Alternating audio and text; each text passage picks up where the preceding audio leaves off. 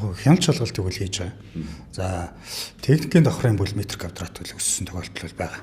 За энэ бол нөгөө зураг төсөл дээр бол нөгөө метр квадратын техникийн давхрын өөрчлөлттэй гэдгээр улсын комиссэл дахин магадлал хийх шаардлагатай гэдгээр баг зэргийн хойшлсон юм асуудал байгаа.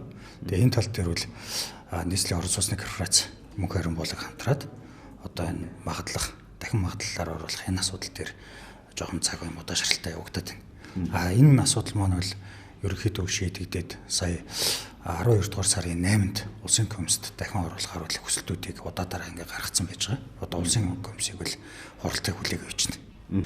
Одоо ингэж байгаа техникийн давхрын тэр тодорхой метр квадратын нэмэгдсэн асуудал дээр бол бид нар бол энэ дээр бас хяналт шалгалтаа хийгээд энэ тодруулгуудыг бол холбогдох компаниас нь бол одоо асуултаар бол авцсан байж байгаа.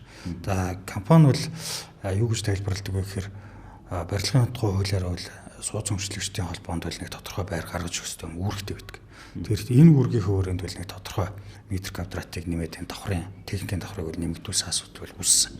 Тэгэхээр нэгэнтээ одоо яг тэр хэсэг нь нэмэгдсэн байгаа учраас барилгын нөгөө норм стандартад нөлөөлөх үү нөлөөлөхгүй юу гэдэг асуудал дээр нь хяналт шалгалтаа хийгээд тэгээ бол боломжтой гэдэг одоо дүгнэлтийг гаргуулад одоо энэ магадлалыг нь хийлгэх.